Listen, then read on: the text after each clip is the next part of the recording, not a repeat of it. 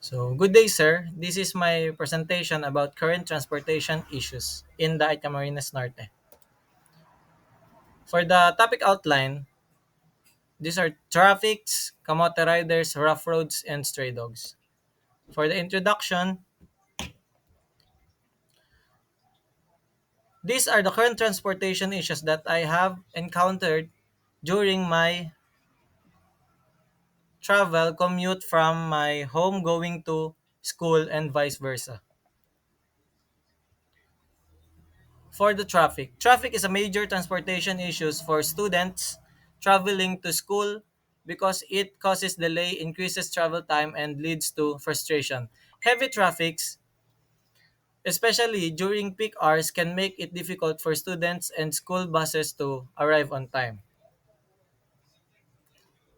So this is the documentation of traffic in Daet Camarines Norte. For the second, kamote riders. Reckless drivers pose a serious transportation issue for students traveling to school because they increase the risk of accidents and injuries. Speeding, distracted drivers, and ignoring traffic rules endanger pedestrians, cyclists, and other vehicle, especially in school zones. This not only compromises student safety but also causes traffic disruption and delays. Enforcement of traffic laws and campaigns are needed to fix this issue. So, ito yung example na kilala kong mga kamote riders, sir. For the rough road naman, rough road are significant transportation issue for students traveling to school because they can cause delay, vehicle damage, and discomfort. Uneven surface and poor road maintenance make travel unsafe, especially for bicycle pedestrians. These road conditions can also lead to accidents and increase transportation costs due to frequent vehicle repairs. Proper road maintenance improvement are essential to ensure safer and smoother school commutes.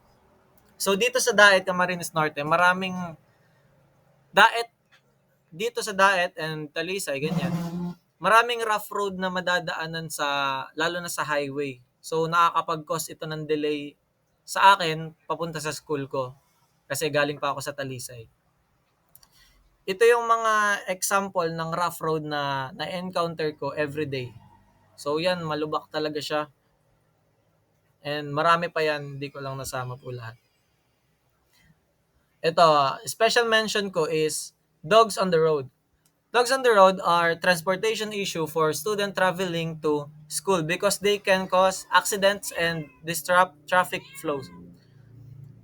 Stray or unattended dogs may sudden cross the road, leading to sudden braking or swerving of drivers, is dangerous for both and pedestrians. So, ang kwento naman nito, sir, is na-aksidente na ako gawa ng aso. Nanggaling siya sa gilid, tumakbo siya habang ako nagda-drive sa kalsada. So, yun lang po. Ito naman yung mga kung saan mo makikita yung mga transportation issues na yon. So, yung number 5, itong number 5 na to, yan yung bahay ko. And itong number 6 naman, yan yung school. So, yung number 3, 3, 3, 3, 3, ayan, makikita natin yung 3. Yan lahat yung mga na-encounter kong rough roads. Tapos yung number 1 naman, ito, traffic yan. Mostly dito, traffic dito sa mga to. Pero, kahit saan naman may traffic, lalo na pag mainit, so mababagal yung mga. Yung number 4, dito ko na-encounter yung mga asong yon. Diyan talaga marami diyang aso na tumatawid, mga unattended dogs. And yung kamote riders, kahit saan mo makikita yan, kaya dapat doble ingat na lang po. So, yun. Thank you for listening and that's all.